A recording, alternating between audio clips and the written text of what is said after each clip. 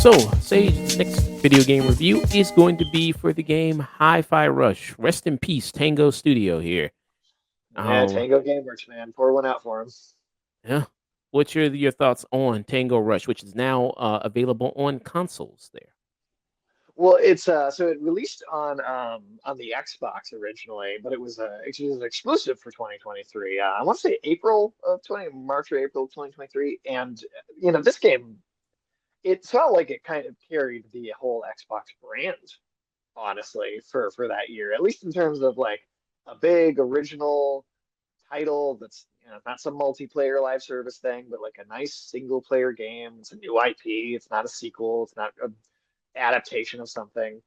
It's got this beautiful art style, and by every internal metric, Microsoft said, or Xbox at least said, this game was a success, only for the studio to shut down, which we talked about that a bit before. But I'm honestly slightly disappointed in myself for not playing this sooner. I waited until this PS5 version of it came out, which is an interesting thing of they're starting to release these Xbox exclusives on kind of making them multi-platform titles.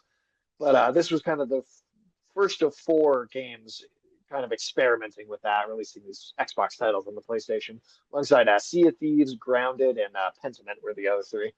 But yeah, I am disappointed in myself for not playing this sooner because I really, really did enjoy that. I mean, I'm not even going to play coy about how I felt about this. Um, and I wish I'd played it sooner. Not that that would have kept them in business. One more sale, but yeah. Did you play this some yourself? Yes, I played a little bit of it myself. Okay. How far did you get into the game? Not super far with the game. It's only a little bit of the game there. So But oh, sorry, keep going. oh, I said, but I love the music, love the visuals of it, love the combat of it. Voice work is really good there. Yeah, I love a lot of things with this game. A lot of it, yeah. Well, so this game has just such a great set of combat mechanics, right? So the whole thing is you're keeping to the rhythm of the beat of the music, and it like not only is it that the combat is working that way, which it feels so polished, it feels so smooth. There's even like a metronome kind of visual effect you can set up on the bottom of the screen. Like if you don't have a great sense of rhythm, like which I'll tell you personally, I don't have the best sense of rhythm when it comes to music. Um, so like something like that, very helpful for me. It allows you to kind of keep up with that element of it a little more easily if you maybe just don't have a great innate sense of that.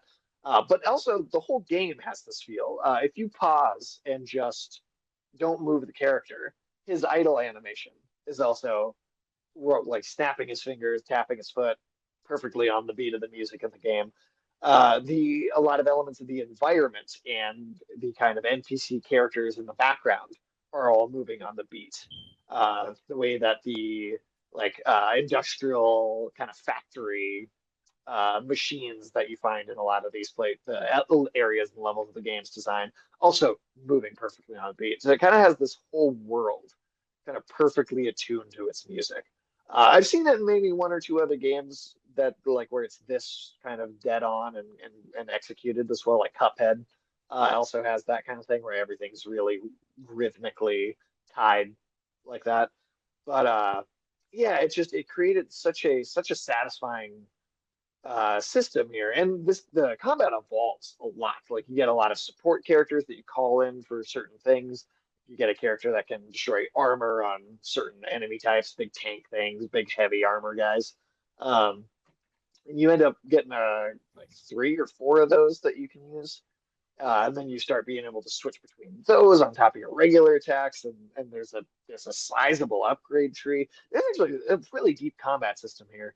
And in that an interview with one of the creators of the game was talking about how creating that sense of rhythm and being able to explain it to the player properly and not have that feel overwhelming was kind of like the key metric for success in this game. And I mean, I think they nailed it. just knocked it out of the park. Like that is, I mean, I think there's a lot of great stuff about this game, but the combat is one of the best parts. The first playthrough is almost like a tutorial, just to get all of the tools or as many of the tools as possible.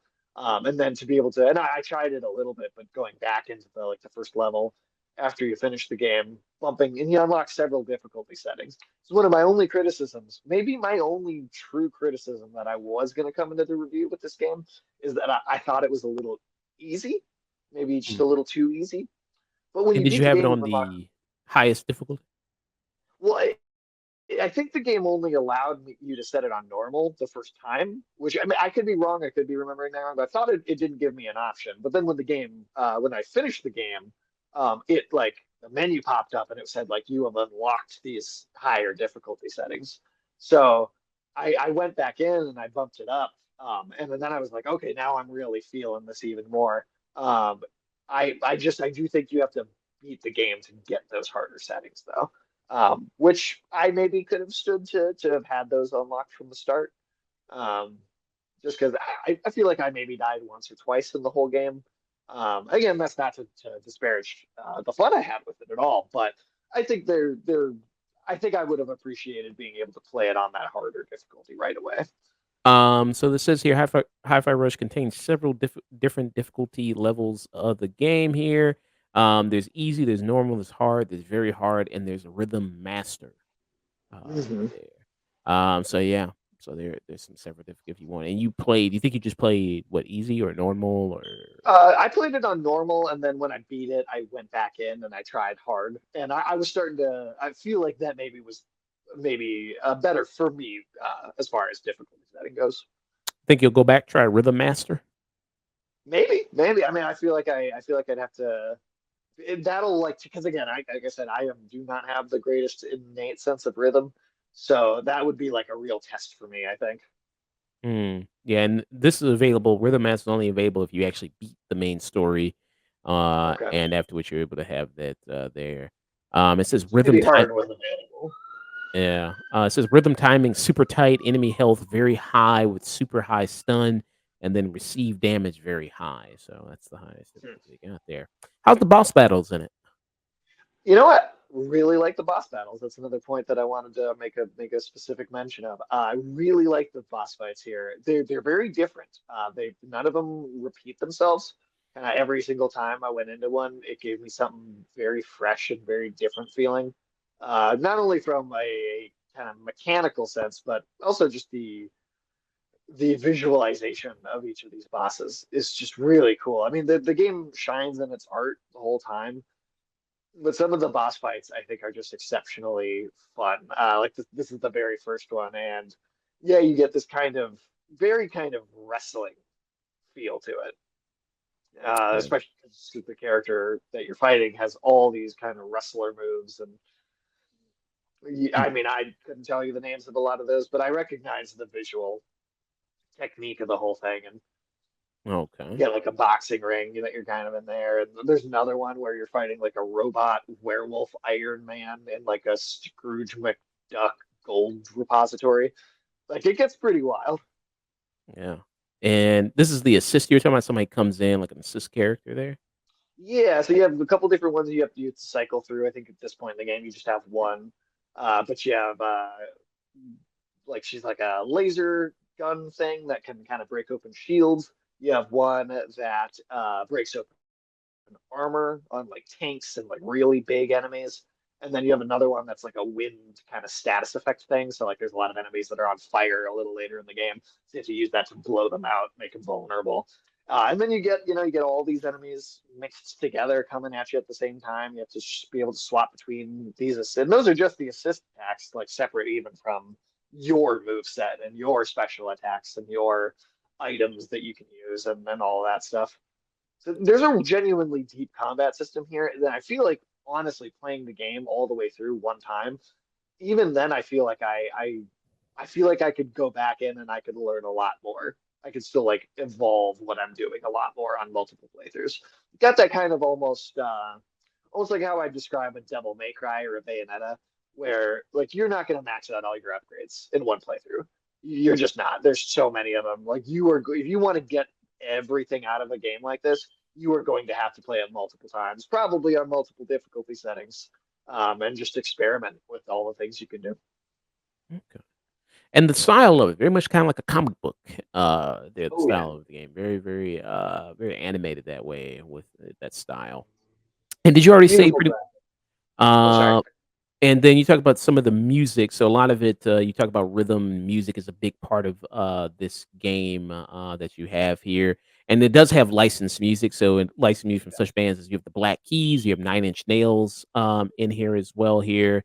It says Hi-Fi Rush was conceptualized with a smaller team at Tango Gameworks, just as they were finishing Evil Within 2. Yep. There they were doing that. And they said its style and presentation was principally inspired by the films of director Edgar Wright. I could see that. Yeah, I 100% can see that. I can definitely see that with kind of its style there. Yeah, and yeah, do you think the music is integrated pretty well in here, the soundtrack and everything? I think so. Yeah. I mean, it's. I mean, it not only is it's so constant, like that the game you never really have like you don't sit with silence in this game like ever, except for like maybe a moment in a cutscene or two. But it's integrated into the combat so well, and the way that the rhythm of the combat feels. Like one of the Nine Inch Nails songs they use is during one of the boss fights, and it I don't know it just lends this great sense of scale and the quality of the game. And they also have a lot of original music in here too. That was actually quite good. Like I could see myself listening to the original tracks that were produced for this as well. I thought it fit in really well with the licensing music that was also there. Yeah. Yeah, got a lot of different types. You got the Flaming Lips is also in here, Fiona Apple, Prodigy. Yeah, very, very nice. Really good soundtrack. Yeah. So what would be your final thoughts rating for Hi-Fi Rush? Yeah, I really love games like this. You know, they take a chance, they're experimental, they do something a little different. I mean, every other game Tango Gameworks ever made before this was a horror game, right? So this could not be more just the opposite of that if you tried. I really commend just taking that artistic chance and doing something that I feel like you don't get in the industry. I mean, there's a few rhythm games, and you get some games that have a few games that have this kind of cell shaded visual aesthetic. To me, it feels very reminiscent of something like Jet Set Radio, way back in the day. But yeah, I really I struggle to think of something about this that I didn't like.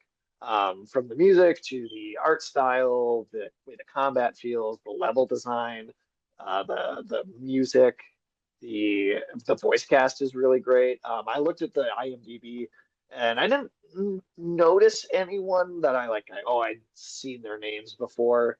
But you had Robbie Damon play the title character here, not title character, but the lead character, Chai here.